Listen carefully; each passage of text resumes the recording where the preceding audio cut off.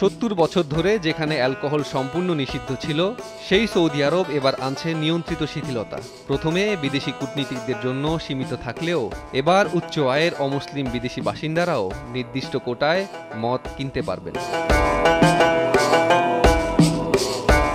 AFP ও new York টাইমসের প্রতিবেদন মতে এখন থেকে মাসে 50,000 রিয়াল বা তার চেয়ে বেশি বেতনের অমুসলিম বিদেশিরা রিয়াদের একমাত্র লাইসেন্সপ্রাপ্ত স্টোর থেকে মদ কিনতে পারবেন। তবে শর্ত হলো বৈধ রেসিডেন্সি, অমুসলিম পরিচয়, স্যালারি সার্টিফিকেট এবং মাসিক পয়েন্ট ভিত্তিক অ্যালকোহল অ্যালাউন্স।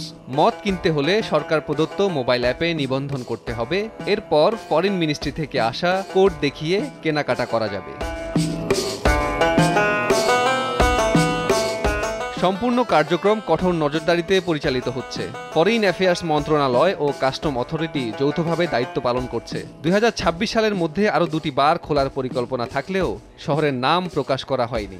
সবকিছু চলছে নীরবে এবং মক্কা মদিনা থেকে অনেক দূরে। ভীষণ 2030-এর রূপকার যুবরাজ মোহাম্মদ বিন সালমান ক্ষমতায় আসার পর থেকে সৌদি আরব দ্রুত বদলেছে। তেলের উপর নির্ভরতা কমিয়ে পর্যটন, বিনিয়োগ এবং আন্তর্জাতিক ব্যবসার জন্য দেশকে আকর্ষণীয় করতে চলছে সংস্কার। এই পদক্ষেপের পেছনে রয়েছে কূটনৈতিক চাপ, বিদেশি বিনিয়োগ ও পর্যটক আকর্ষণ, ভীষণ 2030 এগিয়ে নেওয়া, আরব অঞ্চলের প্রতিযোগিতায় টিকে থাকা। এই ব্যবস্থা চালু হওয়ার পর অনেকে বলছেন এ ধরনের পদক্ষেপ আধুনিকায়নের জন্য প্রয়োজন, তবে অন্যদের মতে ইসলামী মূল্যবোধের অবমাননা।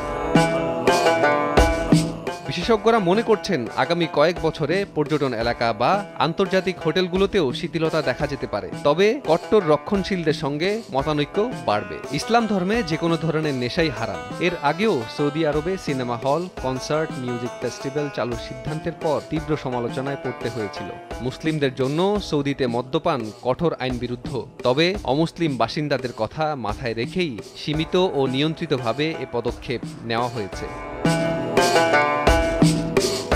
70 বছরের নিষেধাজ্ঞা ভাঙা এটি শুধু আইন পরিবর্তন নয়, এটি সৌদি আরবের নতুন যুগে প্রবেশের ঘোষণা। কিন্তু মুসলিম বিশ্বের প্রতিক্রিয়া ও সামাজিক প্রভাব সময়ের সাথে সাথে প্রতিফলিত হবে। দূরদর্শী পরিকল্পনা ও নিয়ন্ত্রিত বাস্তবায়ন এভাবেই হয়তো সৌদিকে নিয়ে যাবে নতুন দিগন্তে। মাহমুদুল হাসান, দেশ টিভি।